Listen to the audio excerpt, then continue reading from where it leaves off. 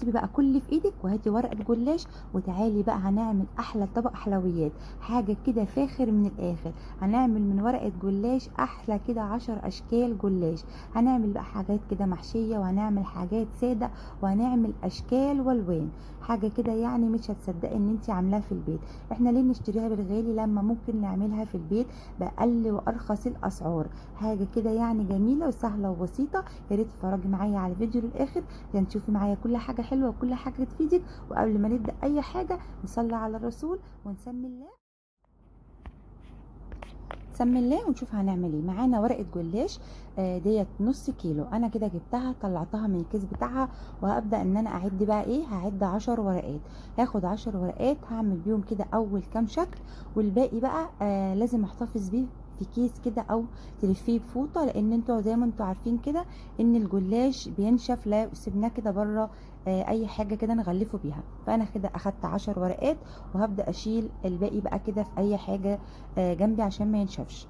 هعمل ايه بقى بال10 ورقات دولت؟ هقسمهم لاربع قطع. اول قطعه كده هقسمها نصين، تبداي كده يعني بالنظر كده تقسمي الورق بقى دوت ال10 ورقات زي ما قلت لكم كده، تقسميهم كده نصين. النص دوت هشيله برده لحد لما اخلص كده النص ده برده عشان ما ينشفش معايا.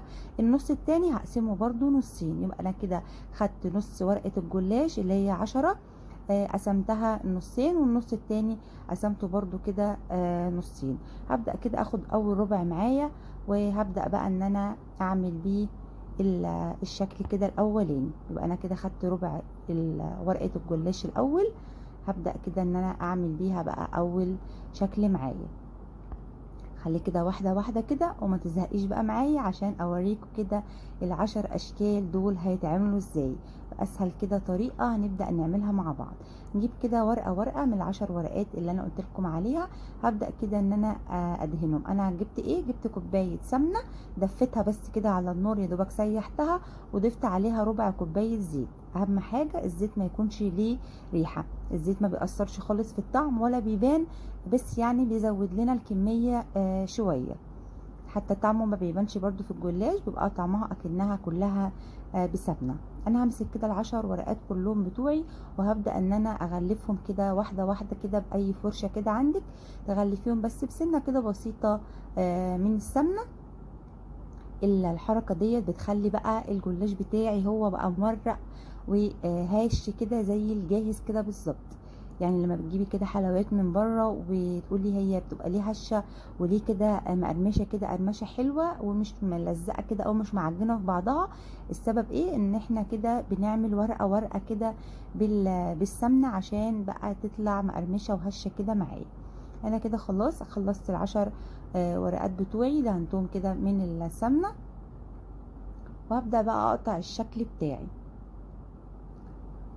اول شكل هعمله اللي هو بنسميه كده في طبق الحلويات لما بنجيبه كده بنسميه بقلاوه، اللي هو بيبقى شكل الورده كده عامل شبه الورده كده، بنسميه بقلاوه، بيبقى مورق كده وحلو جدا وحلو جدا.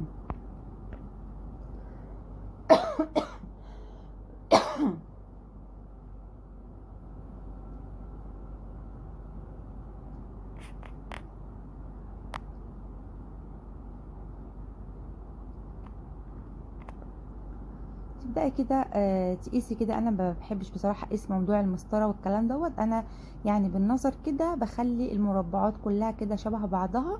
قطعتها كده كلها شبه بعضها، يعني بيطلع معاكي مثلا حوالي 6 قطع، 6 مربعات كده من الصغيرين دولت بقى بنقطعهم. هو بيبقى معايا 12 قطعة، ديت بتبقى صغيرة كده بس شكلها حلو قوي. هبدأ بقى ان انا اقفلها. جبت صاج او صينية كده المتاح عندك، مش هيكون طبعا زيت ولا سمنة. تاني شكل معايا هبدأ ان انا الربع بقى ورقة الجلاش التانية هبدأ ان انا اجيبها، بس الموضوع هنا مختلف، هجيب ورقة ورقة بس. وعندي بقى كنافة كده انا كنت جايباها مقلباها كده تقليبة بسمنة، وضايفة عليها معلقة من العسل اللي احنا نسقي بيه الجلاش، وابدأ بقى الفها زي ما انتوا شايفين كده. جبت ورقة من الجلاش ومعايا عصاية دي بتبقى عصايتين كده عبارة عن اللي هم بتوع الشيش طاووق، بجيبهم كده بلفهم كده بسولوتيب، وبيبدأ يبقوا جاهزين معايا. ببدأ اعمل بيهم بقى الاشكال ديت زي ما انتوا شايفين كده. ورقه الجلاش بتبقى عامله ازاي. بلفها عندك بقى كنافه، عندك بسبوسه، الموجوده عندك كده، بتبداي ان انت تحشي بيه بقى الحشوه ديت. نحط كده حوالي كده معلقه كبيره، وبنبدا ان احنا نلفها بقى بيها كده زي ما انتوا شايفين كده. طريقتها سهله جدا جدا، ما يعني متستصعبيش اي حاجه. اهم حاجه بس تلفيها كويس، ما تبقاش مهويه، عشان الحشوه بتاعتنا ما تطلعش كده بعد ما نرصها في الصينيه. اهم حاجه بصوا زي ما انتوا شايفين كده، بنبدا نشدها على بعض، تتشد بسهوله خالص عشان تدينا بقى الشكل الحلو ده بعد ما نخلصها كلها. انا عملت كده برضو كام واحده، وهعمل معاكم شكل تاني. انا كده خدت حوالي 5 ورقات كده، عملتهم الشكل دوت، وهبدأ بقى ان انا اعمل لكم كده شكل تاني. اهم حاجة برضو ما تنسيش الخطوة اللي هي بتاعت دهنة كده السمنة، دهنة بسيطة كده من السمنة.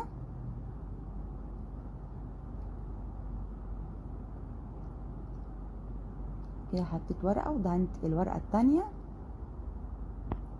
كده. نعمل برضو شكل تاني مع بعض.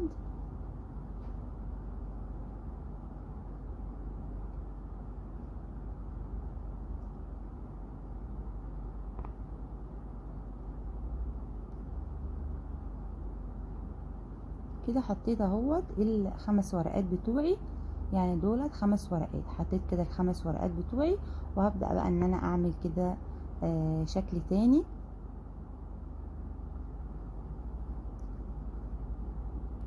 قسمتهم، هعمل بقى شكل اللي هو فيه حشوة. المرة اللي فاتت عملنا المربعات الصغيرة بس عملناها اللي هي السادة. المرة دي كده هعمل لكم كده شكل تاني،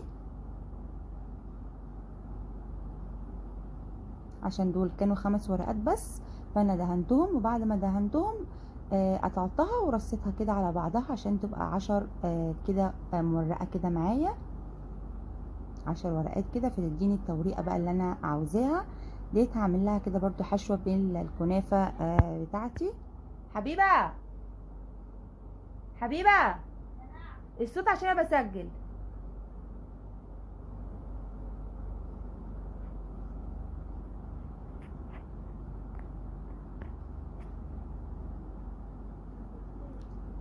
هي مربعة كده زي ما انتوا شايفين، ضفت كده فيها معلقة من الكنافة، وتبدأي كده تعمليها سمبوسة كده زي السمبوسة كده اللي احنا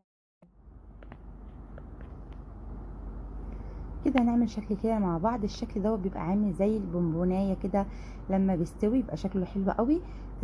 جبت ورقه واحده كده ودهنتها برده سمنه، وهبدا اعملها كده زي المروحه، تتنيها كده فوق وتحت كده، بتعمليها زي المروحه دي. برده هنعمل لها كده حشوه، هتبقى شكلها برده بيبقى شكلها حلو قوي لما بتستوي. نبدا نعمل ايه بقى؟ بنبدا نحط كده معلقتين من الحشوه بتاعتنا اللي هي الكنافه. نحط معلقه كده الناحيه دي، ونسيب فراغ كده في النص، ونبدأ نحط المعلقة التانية عشان لما نقسمها تبدأ تدينا كده شكل المنبونية كده لما نخلصها.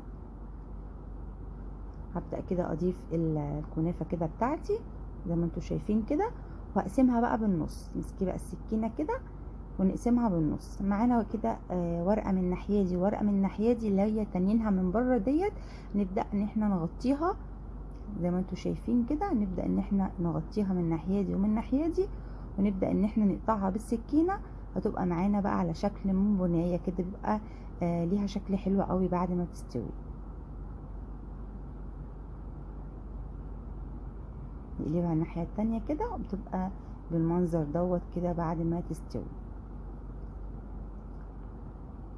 نعمل بقى شكل تاني. انا بصراحة يعني مش راضية اطول كده عليكم الفيديو، يعني بعمل لكم واحدة او 2 كده من كل شكل. كمان ممكن يكون في شكل او 2 كده برضو عملته. ما رضيتش يعني اطول عليكم كده في الفيديو، بس يعني هي الاشكال كلها سهلة وبسيطة وحلوة جدا. لو وصلت معايا بقى للفيديو هنا، ما تنسونيش في لايك، ما تنسونيش في شير، فعلي زر الجرس، دوس على كلمة الكل عشان تشوفوا معايا كل جديد. ويا ريت لو طالبين اي حاجة او اي حاجة عايزين تسألوا عليها اكتبوا لي في التعليقات، وانا تحت امركم هرد عليكم على اي حاجة انتوا عاوزينها.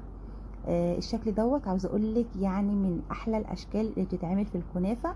حلوه قوي. في فيديوهات بتتعمل يعني لوحدها للشكل دوت. انا بصراحه كده حبيت ان انا الم لكم كذا شكل في فيديو واحد عشان ما اطولش كده عليكم كذا فيديو، فانا حبيت ان انا اعمل لكم كده كذا شكل. بس الشكل ده بصراحه لو عملتيه لوحده بس في الصينيه بيبقى بصراحه تحفه حلوه قوي. جبنا ورقه واحده اللي هي حوالي كده يعني ربع ورق، مثلا ورقه الجلاش ورقتين، حطي ورقتين او 3، يعني لو حطيتي 3 كمان الجلاش طعمه هيبان اكتر. فحطينا كده ورقتين وجبنا معلقتين من الكنافه بتاعتنا، وبدأنا ان احنا نلفها كده رول زي ما انتوا شايفين كده. بيبقى الرول تخين شويه عشان بقى بنبدأ نقطعها حلقات حلقات كده، يعني من نظر كده تبدأ ان انت تقيسي كده. خلصنا خلاص الشكل دوت، قطعناه حلقات وبدأنا ان احنا رصيناه في الصاج. هوريها لكم دلوقتي الاشكال اللي انا عملتها ورصيتها كده في الصاج. ده برضو شكل تاني. جبنا كده ورقه برضو دهناها كده بالسمنه، وبدأنا حطيناها لفيناها بالعصايه، وبنبدأ بقى ايه نعملها اللي هي تبقى عامله زي الورديه برضو كده، يبقى شكلها حلو قوي زي ما انتوا شايفين كده.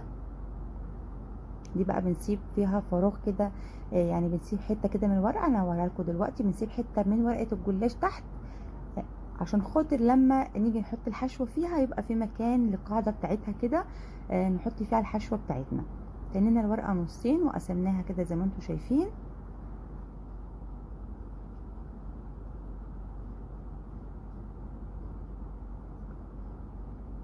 ده كده شكل تاني. نتنيها كده عادي تانية بسيطة خالص، وبنبدأ ان احنا نلفها كده.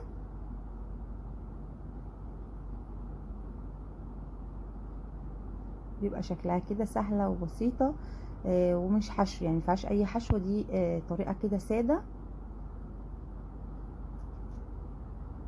حتى لو ورقة مقطعة معاكي او مثلا مش مظبوطة ما بتفرقش في الشكل دوت عادي.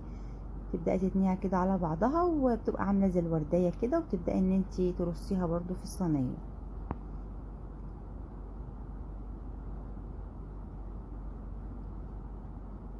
جبنا ورقة تاني دهناها من السمنة، قسمناها تنيناها وقسمناها 2، ونبدأ نعمل شكل تاني مع بعض.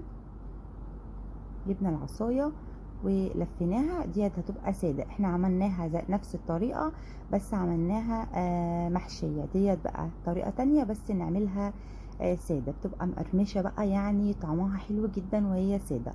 طبعا زي ما انت عارفة بقى في ولاد كده، ولادنا بيحبوا حاجة سادة وفي بيحب حاجات محشية، فاحنا كده نراضي الطرفين ونعمل لهم حاجات سادة وحاجات محشية عشان بقى ايه يعني نبقى راضيين كده الطرفين. فزي ما انتوا شايفين كده هي تلفيها كده وتبدأ ان انت تشديها على بعضها، تديها كشكشه كده. بس الكشكشه دي بتفرق بصراحه في الشكل بعد لما بتستوي، بيبقى شكلها حلو قوي لما بتستوي. بصي بقى ده كله الشكل زي ما انتوا شايفين كده. الدواير ديت اللي انا عملتها حشيتها اللي هي كنافه، وعملت برضو لفيت كده 3 ورقات حطيت فيهم كنافه وقطعتهم كده اللي هي التقطعات العاديه اللي هي الكنافه المحشيه الجلاش المحشي العادي دوت. كذا شكل اهوت عملناه زي ما انتوا شايفين. يعني خلاص انا طلعتها من الفرن اهي، بتبقى سخنه والعسل بيبقى بارد كده. عاملاه يعني قبلها بفتره او من بدايه ما تبقي تعملي كده جلاش. العسل المظبوط زي ما انتوا عارفين كده اللي هو كوبايتين سكر وكوبايه ونص من الميه ونص ليمونه. رفعته على النار لما يديني التقل كده المظبوط زي ما انتوا شايفين كده، ببدا اسيبه بقى يبرد لحد لما الجلاش بتاعي يستوي. انا عملته كده على نار وسط في الفرن. رفعته كده على الشبكه في النص وسبته على نار هاديه او نار وسط عشان خاطر كله بقى يدينا كله لون واحد كده زي ما انتوا شايفين، ما يتحرقش معايا كمان عشان نظبط كده اللون بتاع الحاجات المحشيه معايا ما تتحرقش. زي ما انتوا شايفين كده شكله طالع بصراحه يعني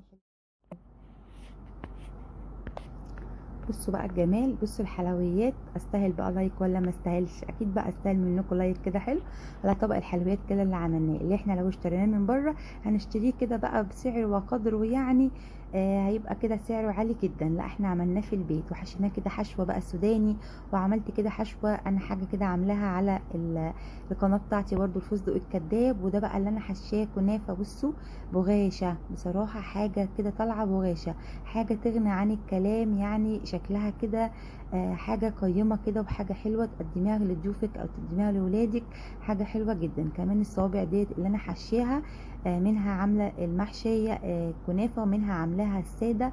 بصراحة حاجة حلوة اوي، حاجة سهلة وبسيطة، وورقة جلاش كده يعني بسعرها رخيص. انا بالنسبه لي شايفاها ان هي سعرها رخيص، يعني عملتيها كده حاجه في البيت تقدميها كده حاجه حلوه كده تعمليها حلوة قوي. ده كمان الشكل اللي انا حاشاه كده كنافة. بصي مش مستحمل ان الواحد يكسرها، حاجة بصراحة بغاشة، طعمها حلو قوي. الحاجات السادة كمان طالعة حلوة قوي. ده الشكل اللي احنا اول شكل احنا عملناه، اللي قلت لك لما بنشتريه كده بيبقى اسمه اللي هو البقلاوة.